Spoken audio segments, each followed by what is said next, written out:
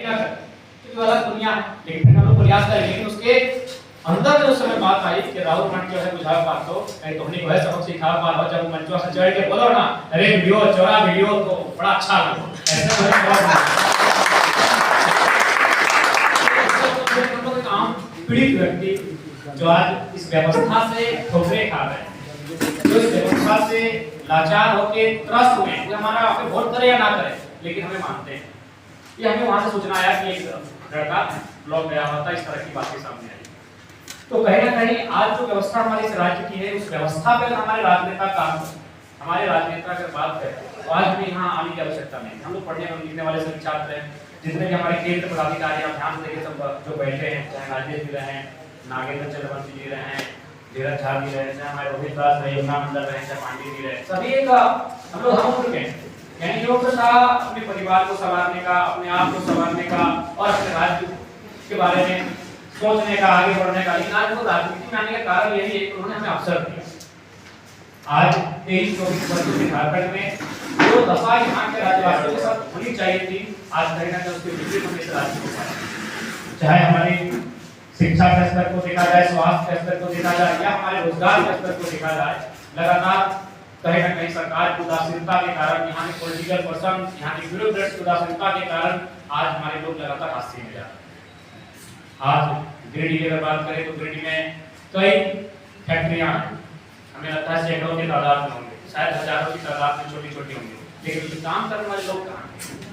वहाँ जो GM बन के आते हैं, HR बन के आते हैं, सुपरवाइजर बन के आते हैं या फिर आउटसोर्सिंग के माध्यम से आते हैं या फिर उसको टेंडर भर के आते हैं, वे लोग कहाँ हैं?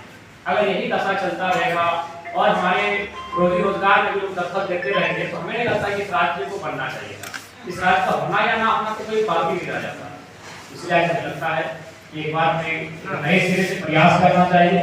झारखंड की जो आवाम है, उनकी जो पीड़ा है, उनकी जो सोच है, उन्हें हमें पूरा करने के लिए झारखंड राज्य का उद्देश्य आज हम कहीं भी जाते हैं तो थोड़ा सा यही करते हैं। झारखंड राज्य अगर बनने का उद्देश्य पूरा हो चुका है तो आपको हमें बोलना है।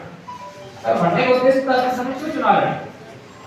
झारखंड राज्य किन उद्देश्यों के साथ बना? केवल एक आपकी विधायक बनने का उद्देश्य तो नहीं था, 14 सांसद बनाना था हमारा उद्देश्य नहीं था, प्रत्येक 5 साल में सरकार बनाना, कभी झारखंड मुक्ति मोर्चा तो कभी बीजेपी आजकल कांग्रेस की सरकार बनाना हमारा उद्देश्य नहीं था। झारखंड इसलिए बनाया गया था इस भूभाग में रहने वाले 3.25 करोड़ 3.5 करोड़ के जनमानस है, उनकी सुख सुविधा का ख्याल रखा जाए, उनके हक अधिकार का वंचन ना हो, उनके हक अधिकार से वंचित ना किए जाए, इसलिए झारखंड बना। लेकिन आज हम चले जाए, आप राजभवन में जाएंगे तो लोग धरने पर बैठे हैं, मुख्यमंत्री के आवास में चले जाते हैं लोग धरने पे बैठे हैं, आप अगर जिला कार्यालय में चले जाएंगे, कलेक्ट्रेट वहां भी लोग धरने पर बैठे हैं, प्रखंड कार्यालय में लोग धरने पर बैठे हैं। तो भाई अगर सभी लोग धरने पर ही बैठे तो झारखंड बना किन के लिए झारखंड बना था? 81 विधायक बनाने के लिए हमने झारखंड राज्य नहीं बनाया था। इसलिए आज हम युवा हैं और हमारा कर्तव्य बनता है ये राज्य, क्योंकि राज्य की बात करें या देश की बात करें, युवा के कंधे पर उस राज्य की बागडोर को लोग देखते हैं तो हमारा कर्तव्य बनता है कि हमें अगुवाई करते हुए इस राज्य की बागडोर को अपने हाथों में लेने की चेष्टा करनी चाहिए और जो समस्याएं हैं उन समस्याओं का निराकरण करना चाहिए। देखिए मैं ज्यादा नहीं कहूंगा, लेकिन इतना ही कहेंगे कि समस्याओं का समाधान करना कोई बड़ा विषय नहीं। मैं इसलिए कहता हूं कि समस्याएं कहाँ है। मान के चलिए समस्याएं जो हमारी हैं, हमारे अभिभावक ने बताया कि जमीन को लेकर हमारी रसीद नहीं काटी जाती है, जो गैर मजरूआ जमीन है वो लैंड बैंक में तब्दील हो जाता है। लेकिन समस्याएं सरकार की सोच में है। मैं आपको एक उदाहरण दूंगा, चंद्रपुरा में एक प्लांट आया हुआ था, वहाँ 21 लड़कों पर केस हुआ और केस करने के बाद खुद मैनेजर ने कहा कि एक काम कीजिए, केस तो कर दिए ठीक है लेकिन कागज को आगे मत बढ़ाइए, 4 तारीख को वोट का रिजल्ट आने वाला है, अगर जरा मात्र एमपी बन जाते हैं तो केस को बैक कर लीजिएगा, नहीं तो बड़ा मुंडियल लड़का है बवाल कर। यानी व्यवस्था में डर है, अगर ईमानदार लोग हैं तो व्यवस्था में डर है। केस 5 तारीख को रजिस्टर हुआ, केस 1 तारीख को बन चुका था लेकिन रजिस्टर होता है 5 तारीख को। वेट करते हैं कि 4 तारीख को रिजल्ट क्या आता है। यानी जो लोग व्यवस्था में, बल्कि वो मैनेजर था, एक बहुत बड़ा पदाधिकारी होता है, लेकिन उसको भी डर है कि भाई हम लोग के साथ गलत किए हैं और हमेशा गलत होता ही गया। रैयतों के साथ, झारखंडियों के साथ, ग्रामीणों के साथ तो हमेशा गलत होता ही आया है। चाहे उद्योग बनाना हो तो जमीन उनका चाहिए, डैम बनाना हो तो जमीन उनका चाहिए, कारखाने लगाने हो तो जमीन उनका चाहिए। लेकिन जब अधिकार की बात आएगी तो यूपी बिहार से, मध्य प्रदेश, बंगाल से फोरो लेके आएंगे और हमारे समांतर खड़ा कर देंगे। चाहे सरकारी डिपार्टमेंट की बात हो या आउटसोर्सिंग एजेंसियों की बात हो, हर जगह हम चले जाते हैं। चाहे महिलाओं की बात करें तो आज देखिए सहिया विभाग रहे, स्वयं सेविका रहे, आंगनबाड़ी रहे, हर लोग धरने पर बैठे हैं। तो ऐसा नहीं है, अगर ईमानदार लोग पॉलिटिक्स में आते हैं तो सिस्टम में खोपते हैं। ये मैं आपको अपना एक छोटा सा अनुभव बता रहा हूँ कि केस को हॉल्ट करके रखा गया और वो कहता मैनेजर ने कहा कि केस को हॉल्ट कीजिए। अगर वो लड़का जीत गया तो बवाल करेगा और इतना बवाल होगा कोई ठेकान नहीं करेगा।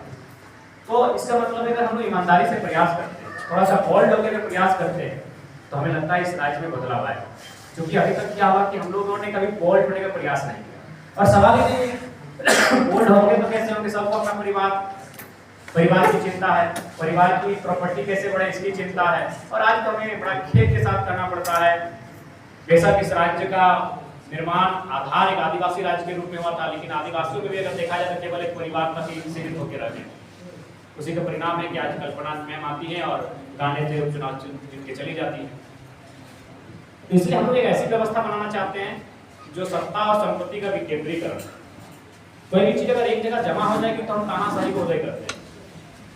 आप अगर इस हॉल में बैठे हुए किन्हीं व्यक्तियों में अगर झगड़ा हो जाएगा तो शायद पुलिस सुनेगी, लेकिन आप कल्पना कीजिए आपका अगर सांसद, प्रतिनिधि या विधायक परिषद से अगर झगड़ा हो जाता है तो क्या आपके केस को रजिस्टर किया जाएगा? संभव ही नहीं है। अगर इस हॉल में चूंकि हम लोग सामान्य लोग बैठे हैं, अगर हमारा अनुभव अगर राजनीति से होता है, अगर आप राजनीति केस को रजिस्टर करते हैं तो शायद हो जाएगा, क्योंकि हम सामान्य लोग हैं।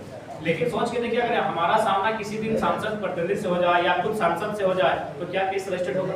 इसीलिए हम एक ऐसी राजनीतिक विचारधारा को लेकर आए हैं कि हम लोग सत्ता और संपत्ति को ट्रांसफर करेंगे, उसको विकेंद्रीकृत करेंगे।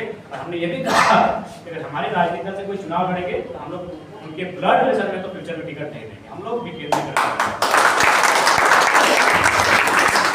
करेंगे। आज आप देख सकते हैं, आज आप देखिएगा कहीं भी जाके देखिए, आज बाकी राजनीतिक दलों की कोई चर्चा नहीं।